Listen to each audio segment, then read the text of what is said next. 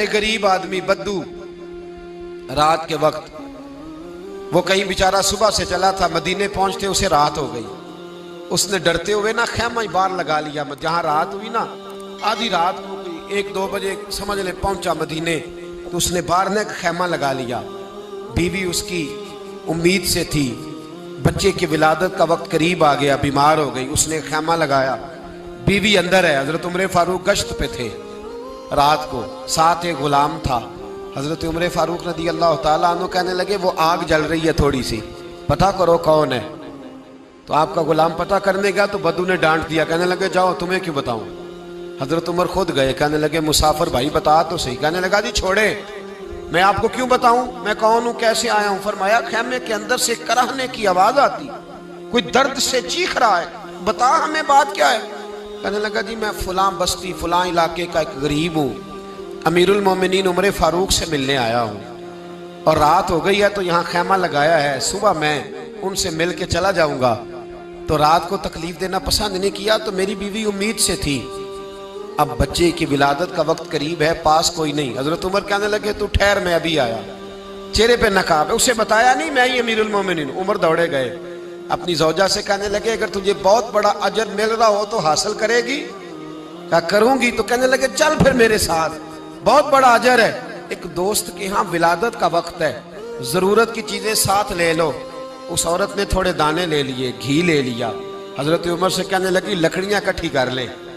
अमीरुल मोमिनीन, काउंसलर की बात नहीं बता रहा आपको, मैं आपको MPA की बात नहीं बता रहा, MNA की बात नहीं बता रहा, जो 10 गांव को मिला के चेयरमैन बना उसकी बात नहीं बता रहा, उसकी बात बता रहा हूं जो 22 लाख मुरब्बा मील का हुक्मरान है। उसकी बात बता रहा हूं जो गली से गुजरे तो शैतान रास्ता ही बदल जाता है। उसकी बात बता रहा हूं जिसके बारे में मेरे मुस्तफा करीम सल्लल्लाहु ताला अलैहि वसल्लम ने फरमाया मेरा उम्र तो वो है कि 950 साल हजरत जिब्रील भी इसकी शान बयान करें तो अजमत खत्म नहीं होती। इतना बड़ा शख्स। हजरत उमर ने लकड़ियां इकट्ठी की, ईंटों का रोड़े लेके चूल्हा बनाया, पहुंच गए। आपकी जौजा कहने लगी ये थोड़े दाने डालने, घी डालने और एक लकड़ी लेके इसको हिलाएं, तैयार करें। खुद जौजा अंदर चली गई, हजरत उमर बाहर पकाने लगे। वो बद्दू कहते हैं मैं इस तरह का उनके साथ बिहेव करने लगा जैसे को किसी चौकीदार के साथ नहीं करता। मैंने समझा ये उमर ने चौकीदार रखे आने जाने वाले मेहमानों का।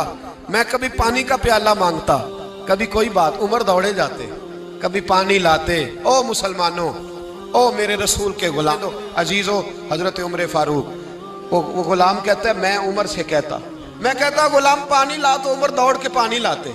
मैं कहता तुझे घी पकाना भी आता है, पहले भी कभी पकाया है? तो उमर फरमाते कोशिश तो कर रहा हूं। मैं कहता पहले भी कभी तेरी बीवी ने ये काम किया है? तो हजरत उमर कहने लगे मुझे याद नहीं, पूछ के बताऊंगा। कहते हैं क्या रंग था, क्या अंदाज था, क्या मुस्तफा की तरबियत थी, क्या अंदाज हुजूर ने सिखाए गुलामों को। ये किस तरह का अमीर है कि ये हंडिया पका रहा है, फूंके मार रहा है एक गरीब के लिए, देहाती के लिए जिसे जानते भी नहीं। अंदर उस शख्स की बीवी के यहाँ बेटा पैदा हुआ तो हजरत उमर की बीवी अंदर से बोल के कहने लगी अमीरुल मोमिनीन मुबारक हो, आपके दोस्त के यहाँ बेटा पैदा हुआ है। जब कहा ना अमीरुल मोमिनीन मुबारक हो तो वो शख्स कहता है मेरे हाथ कांपने लगे और मैं इस तरह दौड़ा कि मेरी पगड़ी गिर गई। मैं दौड़ा तो उमर ने बुलाया, कहा किधर जाते हो? कहने लगा आप अमीरुल मोमिनीन हैं, आप अमीरुल मोमिनीन, आप उमर हैं।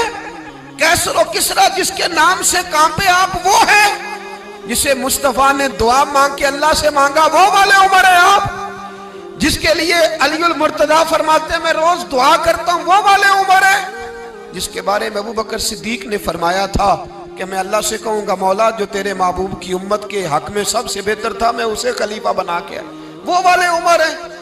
उमर अमीरुल मोमिनीन की बीवी वो तो खातून अव्वल होती है, वो तो मलका होती है, और तेरी बीवी दाई बनकर एक गरीब के बच्चे के पास बैठी रही विलादत के वक्त। उमर अमीरुल मोमिनीन होके तेरी दाढ़ी सारी धुएं से भर गई तो ड्यूटी करता रहा। तो सैयदना उमर रो पड़े और उस बद्दू को सीने से लगा के कहने लगे तुझे पता नहीं तू कहाँ आया है, इस शहर का पता है?